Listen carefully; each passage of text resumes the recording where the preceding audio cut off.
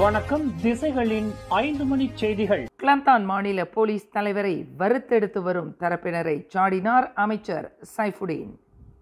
வயது குறைந்தவர்கள் மத்தியில் இணக்கத்தின் பேரில் நடைபெறும் பாலியல் தொடர்பு குறித்து தம்முடைய தனிப்பட்ட கருத்தை வெளிப்படுத்திய கிளந்தான் மாநில போலீஸ் தலைவர் முகமது யூசுப் மாமாட்டை வறுத்தெடுத்து வரும் தரப்பினரை உள்துறை அமைச்சர் டத்தோஸ்ரீ சைஃபுடீன் நசுத்தியோன் இஸ்மாயில் சாடினார்.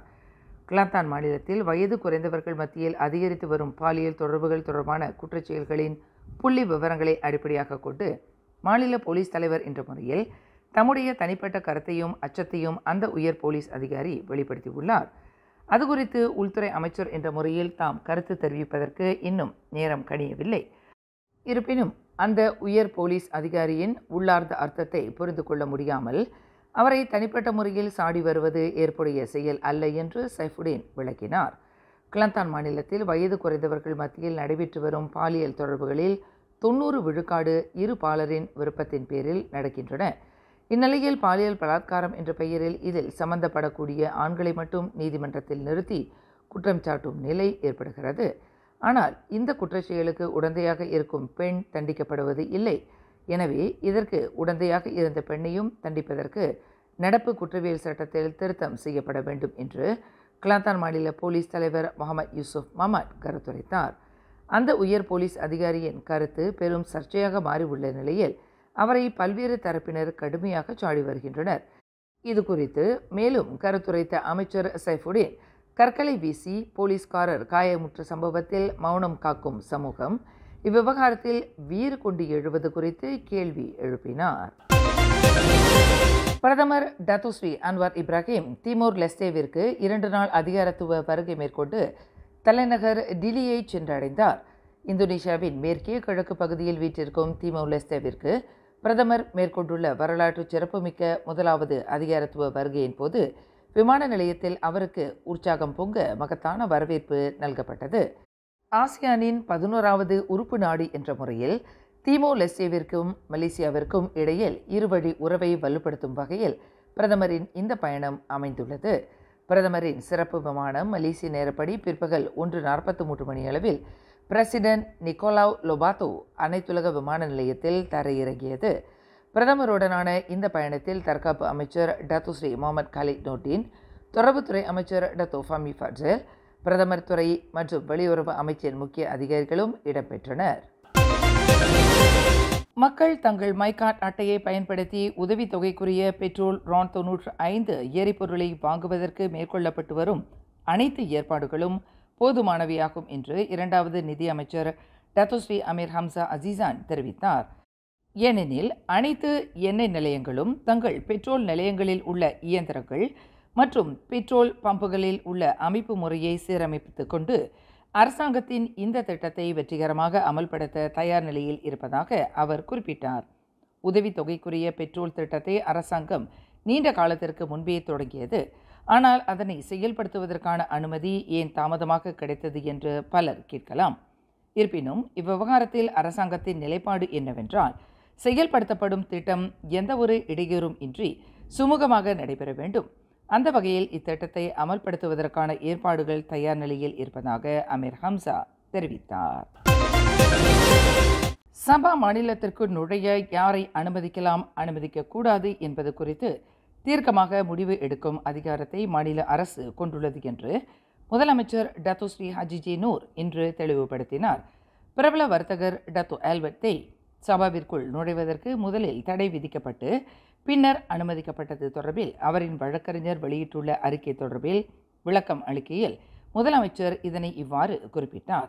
ஒருவரின் வருகை குறித்து பாதுகாப்பு தரப்பினர் வழங்கக்கூடிய அறிக்கையை அடிப்படையாக கொண்டு மாநில அரசாங்கம் முடிவெடுப்பதாக அவர் விளக்கினார். வர்த்தகர் டத்தோ ஆல்பர்ட் தேயின் வழக்கறிஞர் மஹஜூத் சிங்கின் கூற்றுப்படி கூத்தா கினபாலு அனைத்துலக விமான நிலையத்தில் மதியம் 12:30 மணியளவில் குடிவரவு அதிகாரிகளால் ஆல்பர்ட் தே தடுத்து நிறுத்தப்பட்டார். ஆல்பர்ட் தேக்கு சபா முதலமைச்சர் அலுவலகம் விதித்துள்ள தடையை குடிநுழைவு அதிகாரிகள் மேற்கோள் காட்டினர். ஆல்பர்ட் தேக்கு கூத்தா கினபாலு நீதிமன்றத்தில் வழக்கு ஒன்று நடந்து கொண்டிருப்பதை நிரூபித்த பின்னரே அவர் சபாவிற்குள் நுழைய அனுமதிக்கப்பட்டார். குடிவரவு அதிகாரியிடம் ஆவணங்களை சமர்ப்பித்த பின்னர் அவர் 2 நாட்களுக்கு மட்டுமே சபாவில் தங்க அனுமதிக்கப்பட்டார். இந்த சம்பவம் உண்மையிலேயே மிகவும் கவலை அளிக்கக்கூடியதாகும் என்று வழக்கறிஞர் மஹஜோத் சிங் குறிப்பிட்டார். ஒரு மலேசிய குடிமகனை சபாவிற்குள் நுழைவதை தன்னிச்சையாக தடுக்க முடியாது. முதலமைச்சர் அலுவலகம் எடுத்துள்ள முடிவை நியாயப்படுத்துவது கூட்டரசு அரசியலமைப்பு சட்டத்தின் 5 மற்றும் 9வது பிரிவுகளை மீறுவதாக உள்ளது என்று அவர் குறிப்பிட்டார்.